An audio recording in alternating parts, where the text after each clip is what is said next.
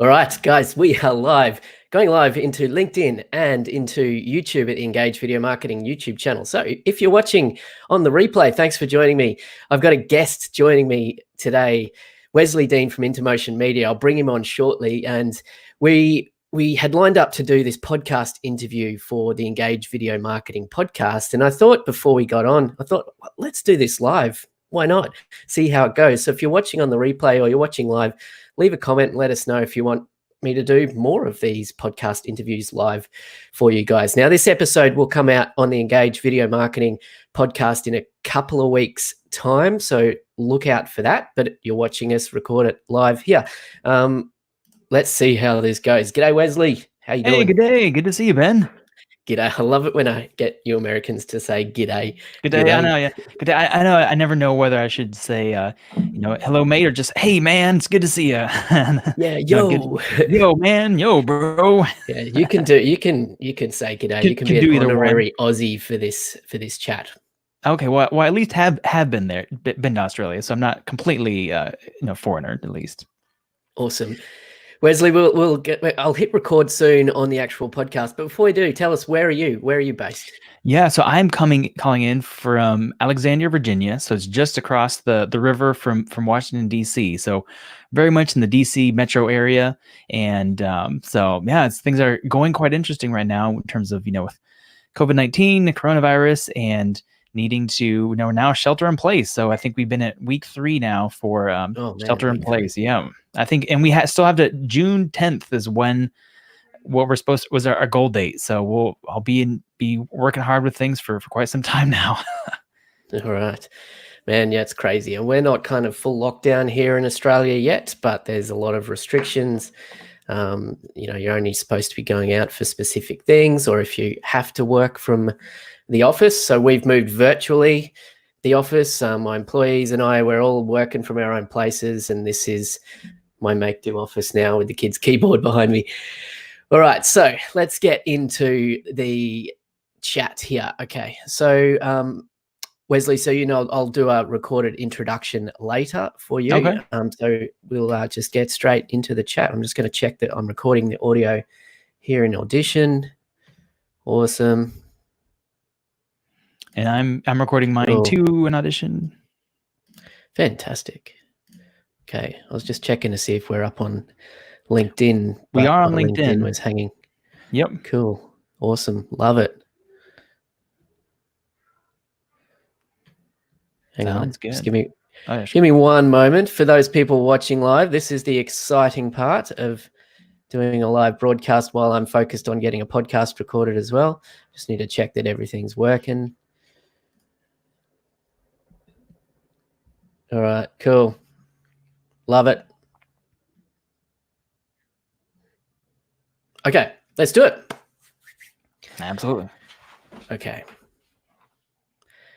Wesley Dean, welcome to the podcast. Hey, thanks for having me, Ben. I'm really excited to be here. Oh, I'm excited to have you here as well. And before we hit record, we actually set this up as a LinkedIn Live and YouTube Live. So we're testing this out as well, and hopefully it's going to go well. So for those people listening on the podcast, you can go back and have a look at this live broadcast and see Wesley and myself having this chat if you wanted to get a bit meta about this. But I'm excited to bring you on because we're going to talk a little bit about the role of video strategy, which is something very close to my heart, and I guess the changing industry that we're in now as video producers. So Wesley, for people that don't know you or haven't met you before, can you tell us a little bit about your story and what you do in the world of video?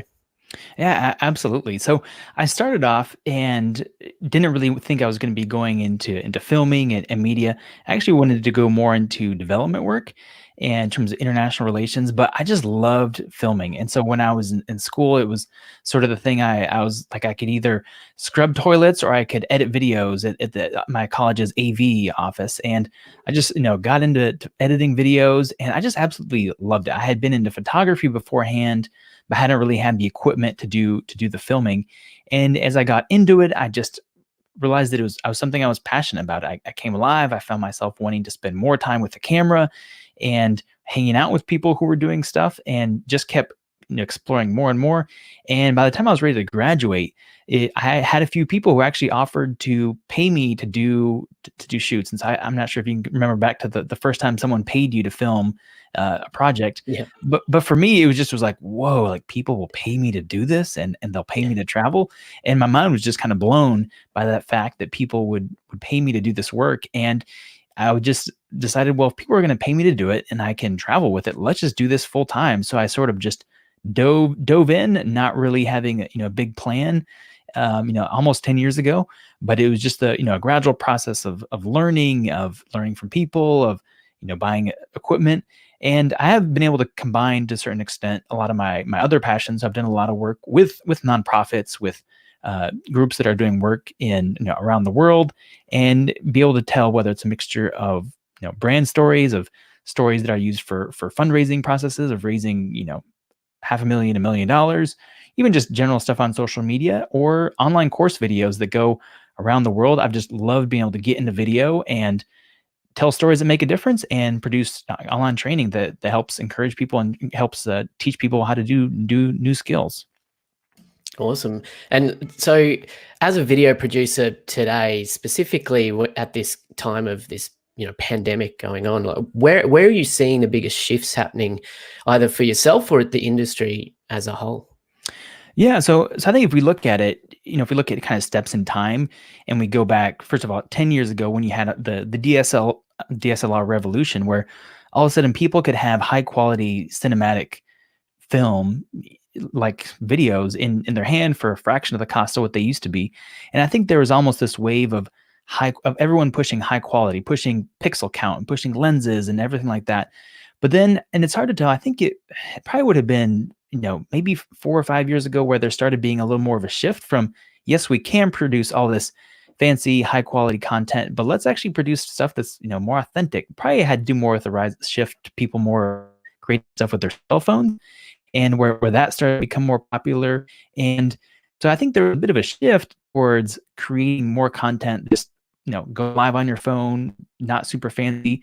And there's that shift already. But then as soon as with coronavirus happened, I feel like it's very much exacerbated that shift to creating stuff that just feels very organic. I mean, look at some of the late night show hosts who have said, all right, we're not going to be able to produce things with crews and lights and a full band and audience. And now we have people on TV creating shows like literally in their basement. And so I think there's just been this huge shift from saying we need to do stuff that's live and very organic and authentic. And there's been almost a reduction in like high level production values. And it's been a shift I think was in the happening, but it's just happened even more so with, coronavirus coming in.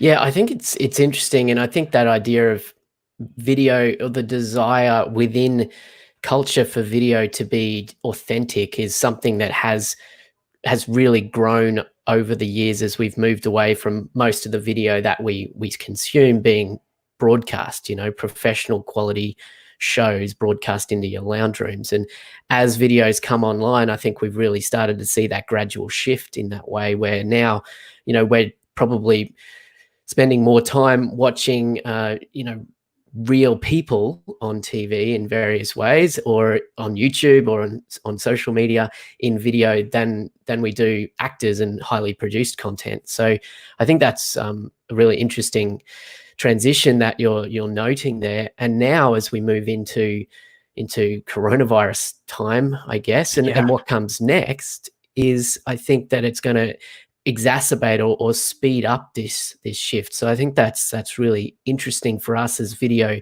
makers to consider. But what would you say to those video producers like us out there, who that's our bread and butter, is producing high quality, cinematic, beautiful production content? Are we becoming irrelevant, or where does our industry fit? Yeah, no, I mean, it's a very good question. I think all of us are really struggling with what that looks like. But I mean, the biggest thing is that right now we just can't rely on the fact that we have access to, toys, or whether it's the latest camera or the best microphone that's going to make our quality good. That's where we really have to buckle down when it comes to strategy, with ability to, articulate a plan, to look at the actual content that people are producing, think for how they're going to use it, and if it's going to actually meet a client's needs, versus just being able to trust that, hey, I have my 500 or C200 or whatever it is, and trust that that's what's gonna command the premium. And don't get me wrong, I think there's always going to be a very high space for like the high-end videos, making it look good. I think Hollywood is still going to produce stuff that looks really good, but there's been a very much a big divergence in terms of what Hollywood is producing and what companies and other people are starting to produce. So we can't rely on just the toys and have to really rely on being really good video strategists now. Yeah, I mean, it's kind of the message that I've been shouting about for years here, of this role that the video producers need to be able to play, of not just producing great content for a client, but actually ensuring that the content that they produce actually gets the results. And the result usually isn't directly related to the quality of the cinematography. It's much more around the messaging and how the content's actually put out there. And it's great to see you recognize that. Let's flip the conversation a bit from video producers and now talk about the corporate clients out there that may be thinking about some of the corporate clients that you have. How are they going to need to think about the way they're using video differently as well? Yeah, well, so to give an example, I have a colleague at our co-working station, and he works with a radio station that usually before they would bring guests in and they would set everything up with the cameras and have it all looking good, but they wanted to keep their program going, so they decided to shift it over to Zoom, and because they weren't necessarily they liked having that quality, but they realized, well, at the core, it is in fact, the message that is what we want to be communicating. And so there's still that value for people figuring things out, for being, when you know how to use equipment and you're a good problem solver, you can help people come up with innovative ways of doing things that doesn't just rely on having an expensive piece of equipment. And so that's where I think too, the biggest thing is understanding your audience too. And so I know, coming in, when I look back on some of the projects that we have looked really good but haven't brought results to people, and I've definitely had that, and that's been part of my growing journey too, is realizing that just because something's shot well and filmed and edited well and maybe is a good story, if it's not part of a bigger funnel that's moving your audience and moving audience towards an action, whether it's buying or donating or whatever it is, it's just not going to be as successful as it could be. And I think that the biggest role for us as video strategists is really being able to understand that funnel, where people are at in a process, and how to connect with them at different stages along the journey. And so now if we look at the big brand films and stuff like that, stories like highly polished pieces, all of that has hit pause right now. But there's still ways of people are online now more than ever. And so there definitely has to be a way of reaching them. Yeah, and so you actually emailed me prior to this conversation about where you think that the focus needs to be right now when production quality or high production quality content is on pause, like you say. And you were talking about the idea that you feel that the top of the funnel is kind of not where people need to be spending their time and attention right now. Can you break down that thought that you shared with me in that email? Yeah, absolutely. And so too, I know if we kind of look at it, obviously I picked this up, from you in your course, but just as we look at that journey of, people, they're looking at awareness, and it's like bigger pieces. It's you look at this like highly polished in the US, Super Bowl ads or stuff like that gets the awareness out. And then you have other pieces such as whether it's engagement, where people are starting to engage about different topics and have questions. They're maybe not quite as highly polished. Before leading then to a conversion or a piece that finally convinces people to become a customer. And so before, people would usually put a lot of money into those highly polished pieces, but right now it's really all just in the engagement. Because I was just recently talking to someone, a communications director at a think tank here in the DC area, and he was saying, right now no one cares about anything except for how it pertains to them and surviving coronavirus is unfortunately almost the reality. And so everyone right now who's in, their, specific area or the niche, like they want to understand, all right, how is coronavirus going to impact them? And so I can't tell you how many times I've jumped on webinars over the last 3 weeks, more so than I did over the last, year, probably, because they were talking about this current crisis that people are going through. And I think that's where all the work that's going to be happening now is related to how do we message and how do we provide solutions for people to survive the current crisis. And I think that's where all the time is going to be spent, and it's being able to pivot quickly because the world can change as we saw in a matter of weeks. It can go from almost completely unrecognizable to a certain extent. But I think it's being in that face-to-face personal engagement.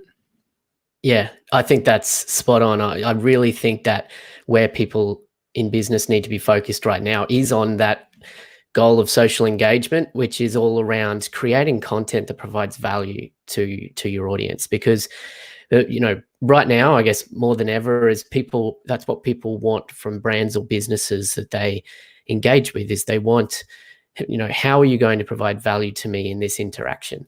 And yes, I think that right now, potentially a lot of that value is going to be focused around the coronavirus and things like that.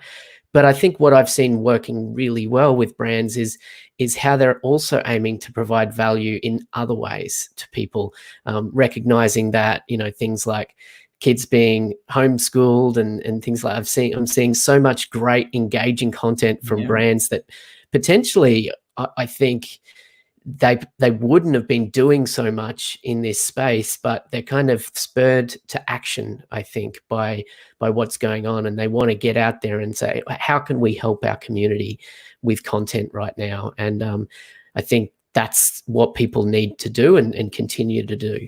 So I think that's really, really cool. Yeah, no, absolutely. And I think too, part of it is when you look at it, I think there was a shift where people, let's say if we look at 10 years ago for sure, where people thought that, hey, if we produce a video, we of course want to talk about, hey, how awesome how awesome this is. And if we show people a really cool video, they'll decide to like sign up or something like that. But really, I think that the shift has been is that people, they want information, they want things that are useful.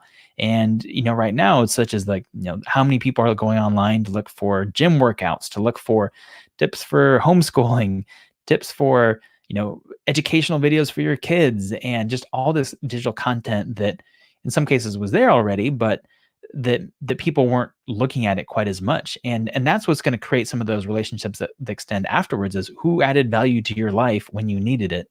And when you help people out and when you bring value and help them, they remember that. And so I think that's the big thing, is that no one's right now looking online to see who is telling a great story about how somebody was, because right now people want to survive the current crisis, and so moms want to entertain their kids while they're trying to work, and people are trying to find ways of doing workouts without going stir crazy right now, and it's people who are helpful that are going to stand out. And I think that's a trend that will continue. Yeah, even more. Oh, absolutely. I think the interesting thing is that it's not that people have changed now, right? It's not that, people have suddenly, they're wanting more value from brands or businesses that they engage with. It's always the way. I think what's potentially changed is the way that brands and businesses are showing up for people through their content. They're focused less on trying to sell and more on trying to provide value, like we're talking about here. But that's just good marketing for any time, It's just the businesses are starting to realize, we really, shouldn't be trying to do the hard sell right now. Let's see how we can provide value to our audience. But that's really what we recommend that people should be doing at any time, not just right now. Oh, absolutely. And I think businesses are becoming even more aware of it. So I think in many ways it has been a continuum of shifting over.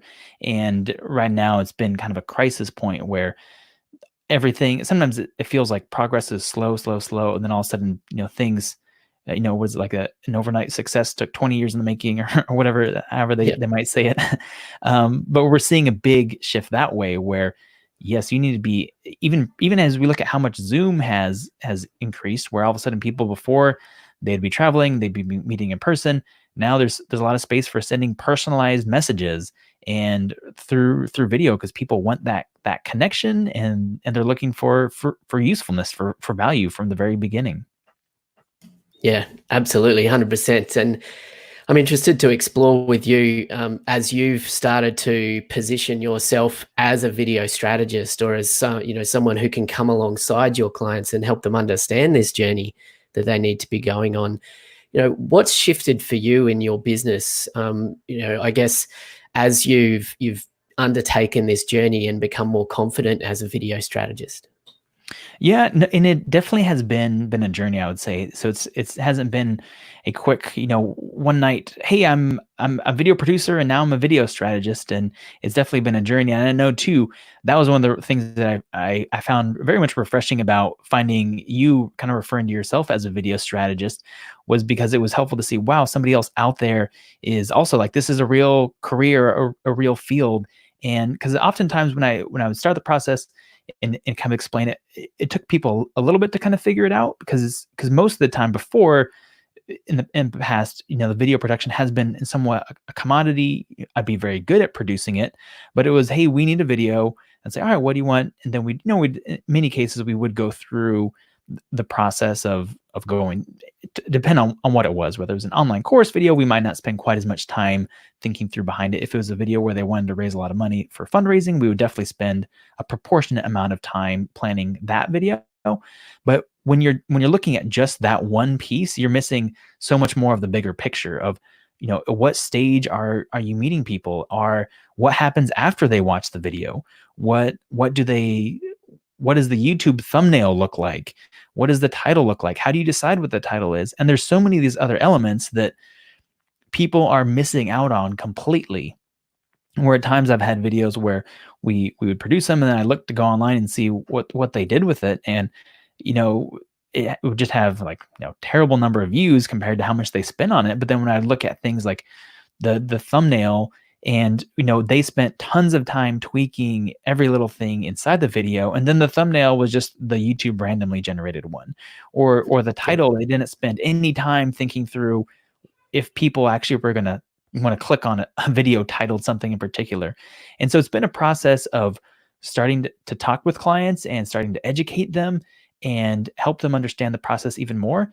But it's also, I think the biggest thing for me is being comfortable with knowing when a client wants to transition to doing strategy, and being willing to step back and not take those opportunities that aren't going to be good, that aren't going to be fulfilling.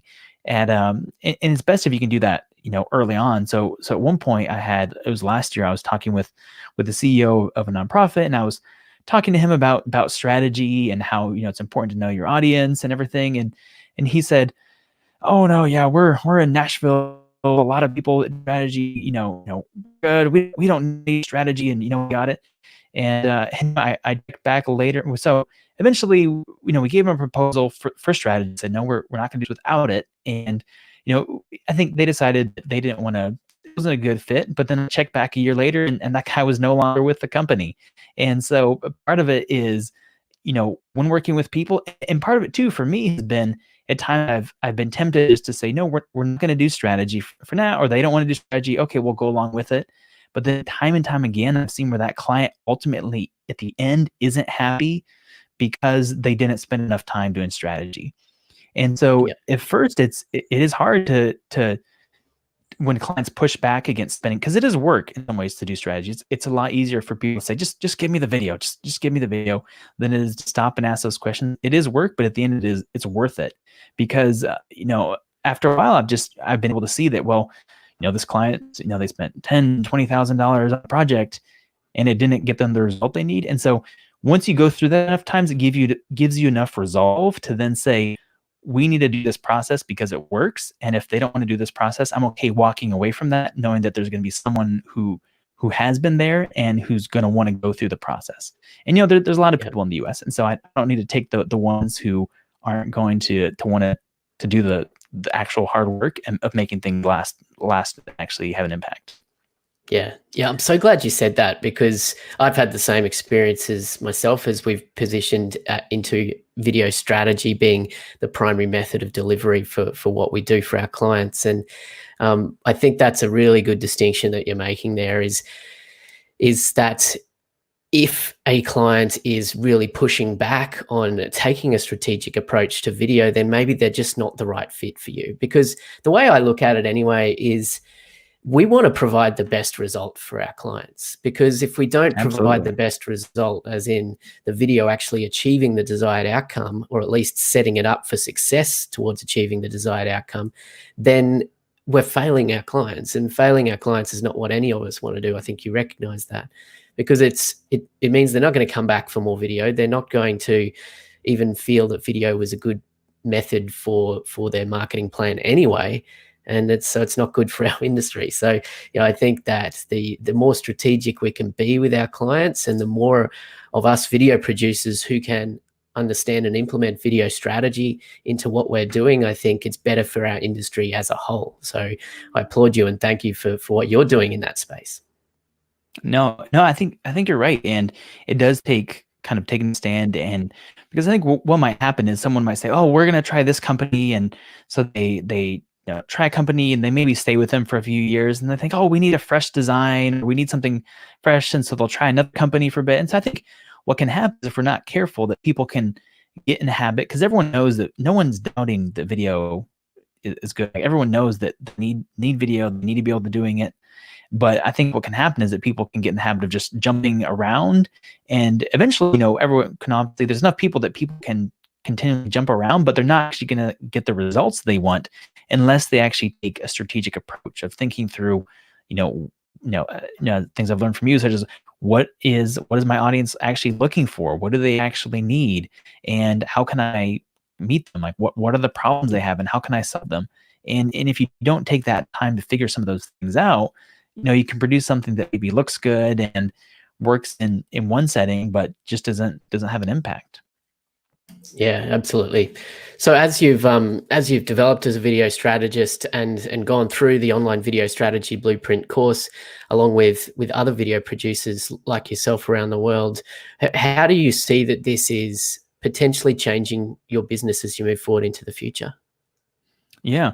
Well, so the biggest thing is that taking the online course is that it took all the hard work of figuring some of these things out, things that I knew I needed to be doing, but I didn't know what to call it. I didn't have any frameworks, and just laid it out. So for me, it was a little bit like being stuck in the woods, or you're in the trees and you need to go north, and there's a road somewhere over the mountain, but you're not exactly sure whether you should go left or right around the mountain. And having the framework laid out was just like having a map where I could see, oh, guess what, if I go left around the mountain, I'm gonna get to my end result. And for me, that was the biggest thing. Was I had a few things to look at. I could see what a funnel looks like, and in terms of engagement, and have names for some of that stuff, and know that there's awareness on one end, and know that there was, in terms of engagement, and then conversion, and then thinking about delight after a customer ends up getting a sorry, if after a customer ends up booking or making a purchase, and that you want to use video to help seal the deal and help make them into loyal customers. So just having that framework was extremely helpful. Yeah, awesome. Cool.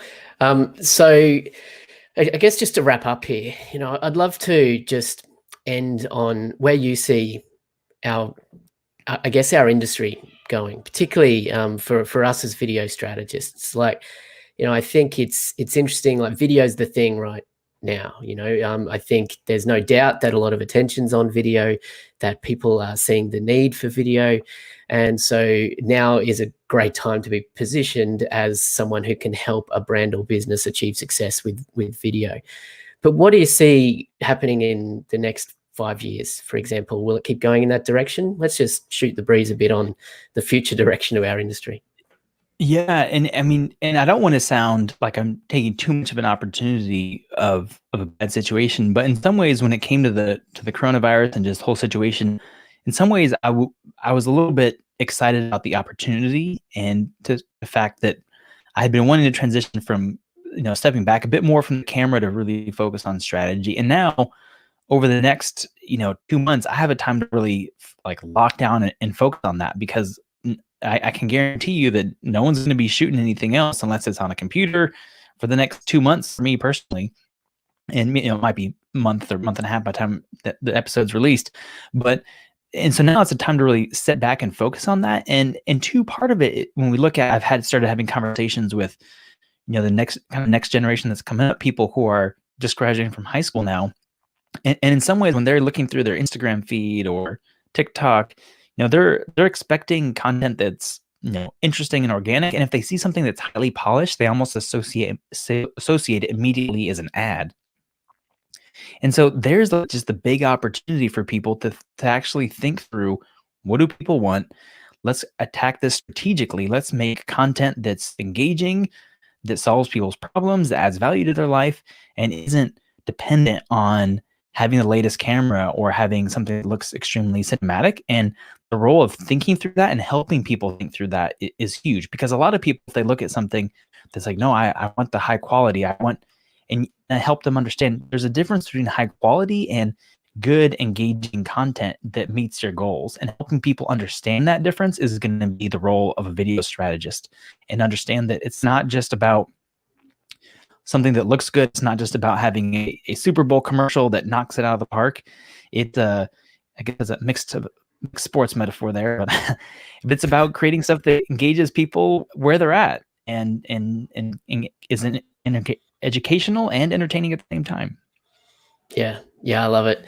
Obviously, we're aligned on all of this stuff, Wesley. So really appreciate you coming on the show here and sharing your insight and your journey as you've transitioned from video producer to video strategist as well. I want to thank you for coming in as one of our students in the Engage, or in the online video strategy blueprint course.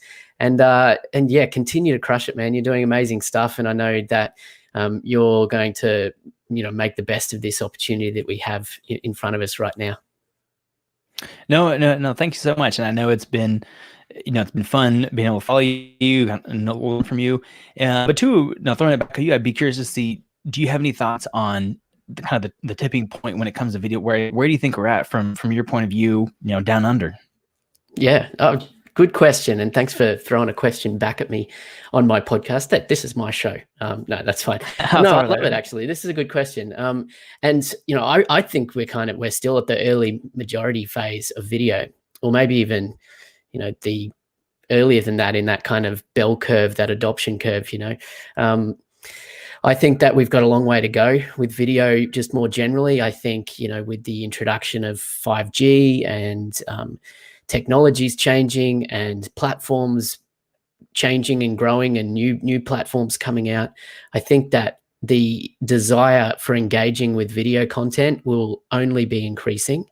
And like we've discussed in this episode, I think that desire has been compounded by the experience that the world is going through right now. But it was going in that way anyway. I think more and more people will be comfortable after this, getting their face on camera. People are having their first Zoom calls for, first time ever.